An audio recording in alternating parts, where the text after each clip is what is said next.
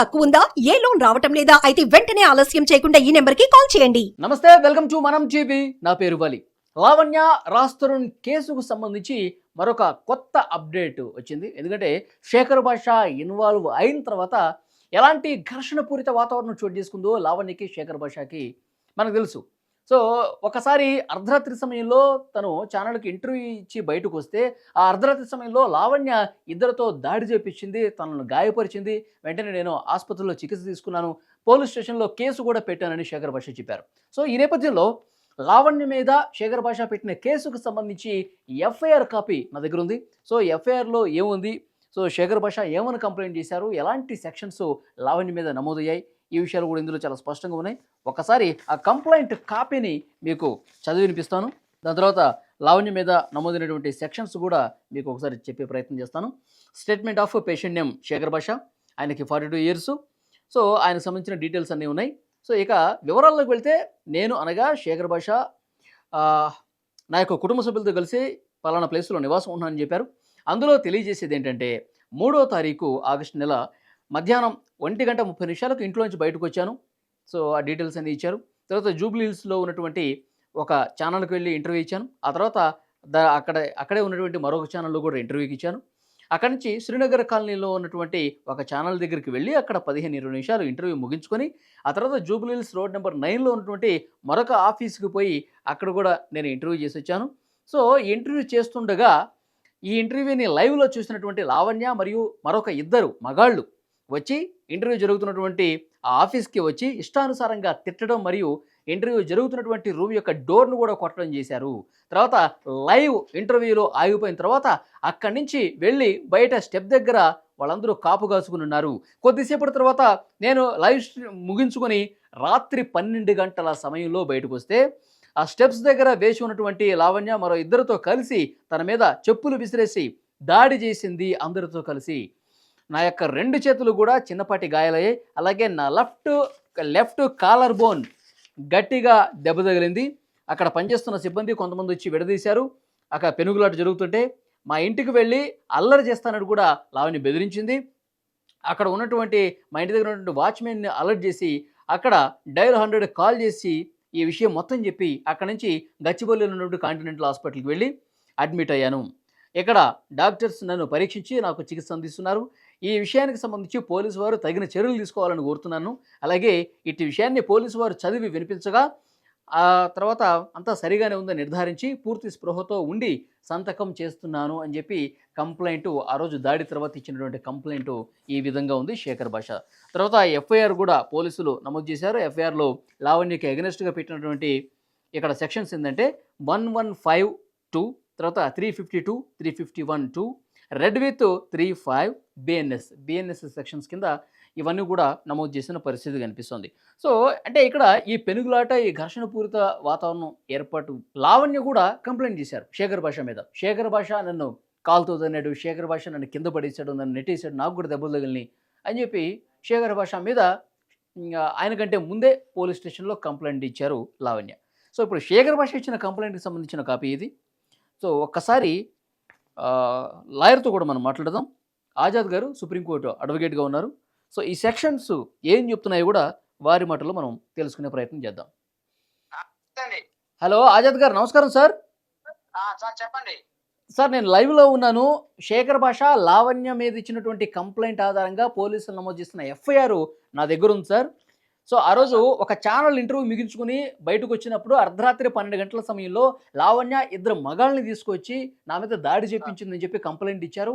ఆ జూబ్లీహిల్స్ పిఎస్లో ఆ కంప్లైంట్ ఆధారంగా లావణ్యకి అగెనిస్ట్గా సెక్షన్స్ కూడా నమోదు చేశారు. ఆ సెక్షన్స్ ఒకసారి మీకు చదివి వినిపిస్తాను సార్. ఎలా ఉండబోతుంది నెక్స్ట్ ప్రాసెస్, ఈ సెక్షన్స్ ఏం చెప్తున్నాయి, సో మీరు చెప్పండి. ఒకసారి సెక్షన్స్ చదువుతున్నాను సార్.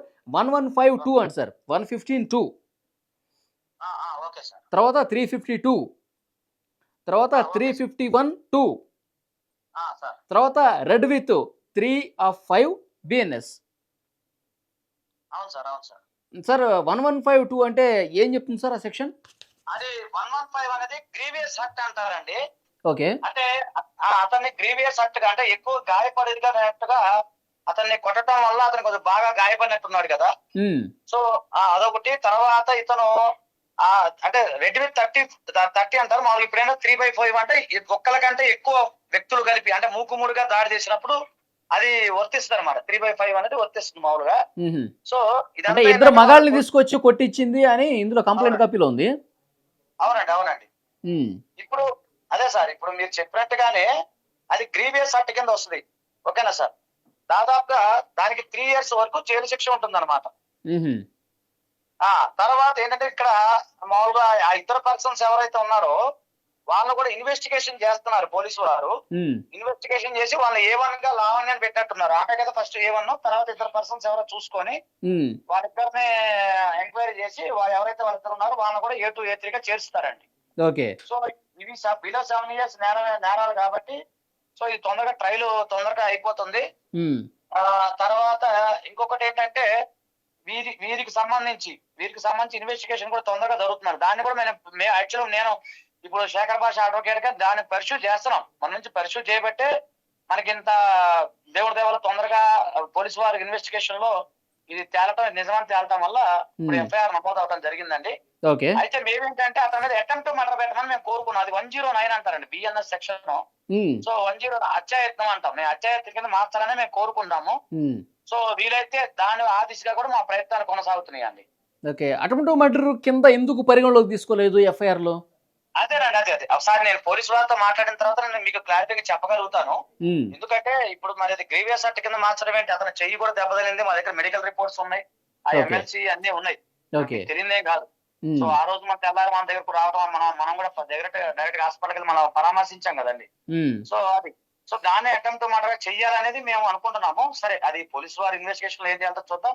ఖచ్చితంగా మేము సపోర్ట్ చేస్తాం పోలీసు వారికి. సరే, ఇప్పుడు ఇందులో 352 ఉంది, 351/2 కూడా ఉంది. అవేం చెప్తున్నాయి? అవునండి, ఇవన్నీ కూడా అదేనండి. అంటే ఒక వ్యక్తి మూకుముడిగా దాడి చేయటం, ఓకేనా సార్, తర్వాత రెచ్చగొట్టే విధంగా వ్యవహరించడం, ఇవే ఉంటాయి కామన్ గా. మ్. సో ఇవన్నీ అన్ని లైన్ గా ఉండే సెక్షన్స్ ఏనండి, పెద్దగా ఏమి ఉండదు. ఓకే. సో అయితే ఇది మనం అటెంప్ట్ మర్డర్ అనేది అది 10 years జైలు శిక్ష. దాంట్లో యాక్చువల్ బిలో 7 years నేరాలన్నీ కూడా ఇప్పుడు అరెస్ట్ లేదు కదా, స్టేషన్ బెయిల్ ఇస్తారు. మ్. సో మేము ఎక్స్పెక్ట్ చేసింది ఏంటంటే అంత గట్టిగా వాడిని కొట్టడం, అర్ధరాత్రి విత్ ఇంటెన్షన్, గుర్తుపెట్టుకుని మాలపైన ఇంటెన్షన్ తో అతని మీద అర్ధరాత్రి ఒక స్టూడియోకి వచ్చినప్పుడు దాడి చేయటం, దీన్ని కూడా పరిగణించాలి. కుట్రపూరితమైన చర్య కదండి. సో అయితే ఏంటంటే కొంచెం 109 పెడతారని ఆశించాము. ఓకే, పర్లేదండి, దాన్ని నెక్స్ట్ పర్సూ చేసి మ్. అంటే ఇప్పుడు మీ దగ్గర ఉన్న ఆధారాలు కావచ్చు, మెడికల్ రిపోర్ట్స్ కావచ్చు, ఆ దాడి చేసిన పరిస్థితి కావచ్చు, ఇవన్నీ చెప్తే మళ్ళీ ఈ సెక్షన్స్ మార్చే అవకాశం ఉందా? మీరు చెప్తున్నట్టుగా 109 ఇన్వెస్టిగేషన్ లో మేము పూర్తిగా సపోర్ట్ చేస్తే మార్చే అవకాశాలు ఉంటాయండి. ఎందుకంటే అంటే ఎవిడెన్స్ ఉండాలి, సర్కమ్స్టాన్సెస్ ఎవిడెన్స్ ఉండి ఓకే అని చెప్పి అనుకున్నప్పుడు. కానీ ముందు నుంచి కూడా ఎవిడెన్స్ లేదనేది చాలా స్పష్టంగా కనిపిస్తుంది. ఎందుకంటే ఎక్కడో అర్ధరాత్రి సమయంలో జరిగింది, అక్కడ CCTV ఫుటేజ్ ఉందా లేదా, అది ఉన్నా కానీ ఎందుకు బయటకు రాలేదు? సో అక్కడ ఒకవేళ నిజంగా ఉంటే కనుక అది సేవ్ అయ్యి ఆ రికార్డు పోలీసులు డెఫినెట్గా ఇన్వెస్టిగేషన్లో చూస్తారు కదా. అవునండి, అందుకనే నేను ఇప్పుడు వరకు కూడా పోలీసు వారు జస్ట్ కాంటాక్ట్ అవ్వలేదు. ఎఫ్ఐఆర్ నమోదు అయింది కదా, కంప్లైంట్ స్టేజ్ లో ఉంది కాబట్టి మేము కూడా ఇనిషియేటివ్ గా 109 పెడతారని ఆశించాము. ఎఫ్ఐఆర్ మామూలుగా గ్రీవియస్ యాక్ట్ కొట్టడం అనేది కాకుండా ఇప్పుడు మాలఫైడ్ ఇంటెన్షన్ కదండి, విత్ ఇంటెన్షనే కదా. ఇప్పుడు కొట్టాలని ఉద్దేశపూర్వకంగా కొట్టడమే కదా, వాళ్ళు ప్లానింగ్ తీసుకొని. సో అవన్నీ ఏంటంటే అవన్నీ మేము దృష్టికి తీసుకెళ్తాము. కావాలంటే CP గారిని కలుస్తాము. ఒకవేళ కాదు అంటే ప్రైవేట్ కంప్లైంట్ ఫైల్ చేస్తామండి. యాజ్ అడ్వకేట్ గా we have the right to file private complaint. సరే, ఇప్పుడు ఒక అడ్వకేట్ గా చెప్పండి, ఒక ఇద్దరు మగాళ్ళని తీసుకొచ్చి అక్కడ లావణ్య అనే ఆమె దాడి చేసింది కదా, అది క్లియర్ కట్ మీరు కంప్లైంట్ చేసింది. అంటే గాయాలు మరీ తీవ్ర స్థాయిలో లేవు కాబట్టి దీన్ని అటెంప్ట్ మర్డర్ కింద మేము పరిగణించలేము అని భావించారా? అందుకే పెట్టలేదంటారా? మీకున్న అనుమానం ఏంటి? అంటే ఒకటే వలి గారు, ఇప్పుడు ఏంటంటే మనం ఒకసారి పోలీసు SHO గారితో ఒకసారి మనం జూబ్లీస్ SHO గారితో మాట్లాడిన తర్వాత వారు ఎందుకు పెట్టలేకపోయారు, సరైన సాక్ష్యాధారాలు మరి వాళ్ళకి దొరకలేదా అనేది చూడాలి. ఒకవేళ లేదండి పర్లేదు మేము సహకరిస్తాము అంటే మా దగ్గర డాక్యుమెంట్స్ అని పెడతాము. లేదు కాదు అన్నారు అనుకోండి, ప్రైవేట్ కంప్లైంట్ ఎలా ఉంది కదా. సో ఆ విధంగా మనం ముందుకెళ్తాము. ఒకసారి శేఖర్ భాష గారు నాకు అందుబాటులో రాలేదు, ఆయన కొంచెం నిన్న ఇవాళ కొంచెం బిజీగా ఉన్నారు. సో నేను ఒకసారి ఆయనతో డిస్కస్ చేసుకొని ఆయన యొక్క ఆలోచన విధానంతో మేము ముందుకు వెళ్తామండి. తర్వాత మీకు డెఫినేషన్ సూట్ కూడా ప్లానింగ్ చేస్తా ఉన్నాము. చెప్పుతో కొట్టింది కదా లైవ్ లో. సో అది కూడా మేము ప్లానింగ్ లో ఉన్నామండి. అది శేఖర్ భాష గారు వస్తే ఒకసారి దాన్ని ప్లాన్ చేస్తాం, ఖచ్చితంగా చేస్తాం. ఓకే అజిత్ గారు, థ్యాంక్ యూ వెరీ మచ్ అండి ఫోన్ లైన్ అందుబాటులోకి వచ్చినందుకు. సో డెఫినెట్ గా ఈ ఎఫ్ఐఆర్ కాపీని బట్టి మనకు అర్థమవుతుంది ఏంటంటే, సో అటెంప్ట్ మర్డర్ కింద వీళ్ళు కోరారు, కాకపోతే పోలీసులు దాన్ని పరిగణలోకి తీసుకోలేదు. సో ఈజీగా బెయిల్ వచ్చే సెక్షన్స్ ఇక్కడ చాలా స్పష్టంగా కనిపిస్తున్నాయి. సో 7 సంవత్సరాల లోపు నిజంగా ఈ సెక్షన్స్కి స్టేషన్ బెయిల్ వచ్చేస్తుందని చెప్పి ఆజాద్ అడ్వకేట్ గారు కూడా చెప్తున్నారు. సో చూద్దాం, శేఖర్ భాషా గారిని కూడా మనం మాట్లాడించే ప్రయత్నం చేద్దాం. ఇది ఈ ఎఫ్ఐఆర్కి సంబంధించిన ఉన్నటువంటి పూర్తి ఇన్ఫర్మేషన్.